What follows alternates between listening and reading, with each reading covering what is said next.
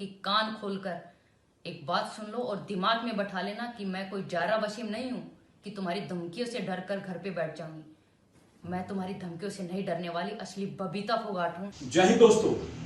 बॉलीवुड के एक प्रोड्यूसर हैं आमिर खान, एक्टर भी हैं, बड़े कलाकार हैं, लेकिन उन्होंने कई अच्छी फिल्में बनाई हैं जिनकी चर्चा देश में होती है। लगान और ऐसी ही कई फिल्मों में एक फिल्म उनकी ऐसी भी थी जिसमें देश की लड़कियों को खास तौर से प्रोत्साहित करने के लिए उन्होंने बहुत मेहनत की और खास तौर से एक ऐसी लड़की के ऊपर उन्होंने फिल्म बनाई जो पहलवानी जैसे फील्ड के अंदर नाम करके टिपिकल फील्ड में ये साबित करती है कि देश की लड़कियां किसी से कम नहीं है, हमारे देश की बेटी किसी से कम नहीं है। इतिहास पे गौर करें, चाहे रानी लक्ष्मीबाई हो, चाहे रजिया सुल्तान हो, चाहे कोई और नाम हो, ये तमाम वो नाम है। आधुनिक दौर में भी इंदिरा जी का या किसी और का नाम लेकर हम ये बता सकते हैं कि देश की बेटी कभी किसी से कम नहीं है। पूरा देश अपनी बेटियों पे गर्व करता है और सम्मान करता है। बबीता फोगाट देश की बेटी हैं, देश की बहन है, हर आदमी उनका सम्मान करता है। उनकी इज्जत के लिए हर आदमी, हर शख्स, हर समझदार और हर इज्जतदार इंसान उनके लिए लड़ने को तैयार है।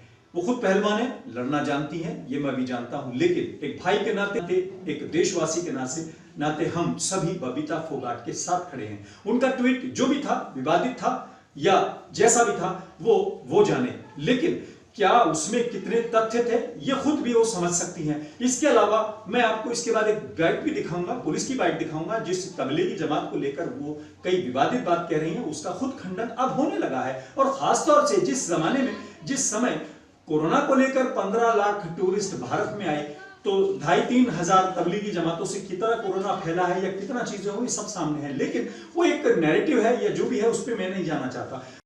सैनिक के मानिकपुर सैयद राजेपुर, इसमें यह सूचना मिली थी कि 12 लोग तबलीगी जमात के हैं और जब इसकी जांच की गई तो यह पाया गया कि ग्राम प्रधान द्वारा भ्रामक और असत्य सूचना दी गई है और 12 श्रमिक आए थे जो हिंदू थे और स्थानीय स्कूल में क्वारंटाइन किए गए थे।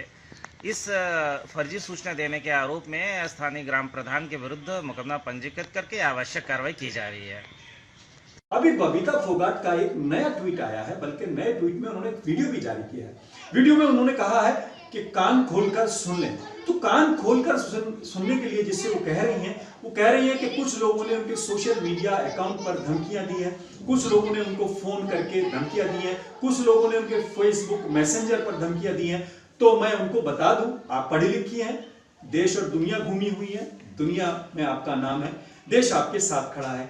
आप सोशल मीडिया के उस अकाउंट को पुलिस को बताइए, हरियाणा पुलिस को कहिए, और मैं इस मौके पर डीजीपी हरियाणा को भी रिक्वेस्ट करूंगा और सीएम साहब को भी रिक्वेस्ट करूंगा कि बबीता फोगाट के पूरे अकाउंट का मुआयना करके और जिस कॉल से, जिस नंबर से उनको धमकी दी गई उसके खिलाफ कार्रवाई करें। बबीता जी, आप पहलवान हैं, खिलाड़ी हैं, देश की शान है, हमारा सम्मान है, लेकिन अगर आपको किसी ने धमकी दी है तो आपके स्क्रीन पे एक नंबर आया होगा।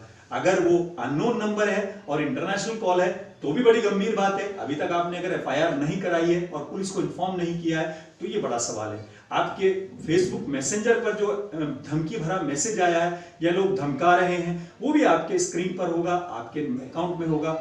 आप थाने जा सकती हैं, पुलिस के पास जा सकती हैं, आप बड़ी हैं, बड़ा नाम है, सेलिब्रिटी हैं, थाने मत जाइए, कॉल कर दीजिए, पुलिस आएगी, एफआईआर दर्ज कर लेगी, कार्रवाई करेगी, लेकिन कान खोलकर सबको मत धमकाइए, सबको एक साथ मत गिनिए और ये मत दिखाइए ये अखाड़ा नहीं, देश है, सब मिलके रहते हैं, सब मिलके चलते हैं, आपको इज्जत देते हैं, आपको सम्मान देते हैं। तबलीगी जमात के बारे में आपका जो स्टैंड है आप उस पर कायम रहिए, लेकिन उसके लिए कुछ तथ्य भी दे दें तो शायद देश के लिए अच्छा रहेगा और समाज भी समझने की कोशिश करेगा। एक सेलिब्रिटी अगर ये कह रही है तो क्यों कह रही है, आप अपनी बात पर कायम रहें, लेकिन देशवासी आपके साथ हैं।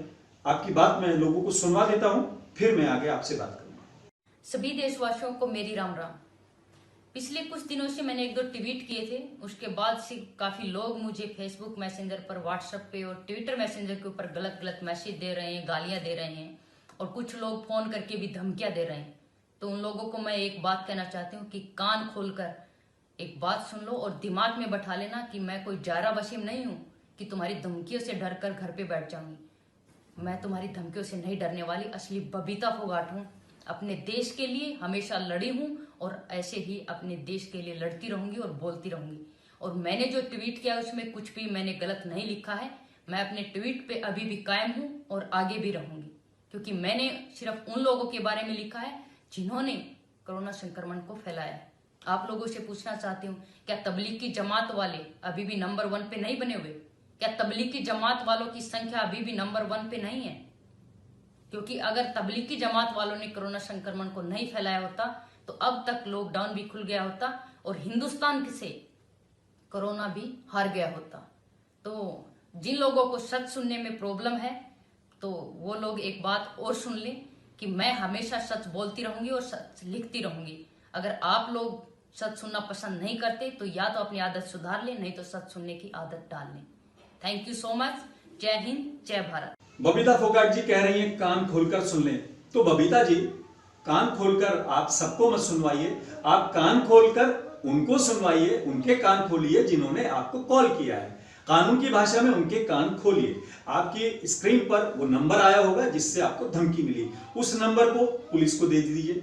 आपके फेसबुक मैसेंजर पर जो धमकी भरा मैसेज आया उसका स्क्रीनशॉट पुलिस को दे दीजिए। जैसे आप देश को, पूरे देश को बता रही हैं, आप वो स्क्रीनशॉट शेयर भी कर सकती थी, लेकिन मत करिए। आपकी प्राइवेसी या वो भाषा की मर्यादा शायद गलत होगी, लेकिन डीजीपी हरियाणा इस मामले पर संज्ञान ले सकते हैं, लेना चाहिए।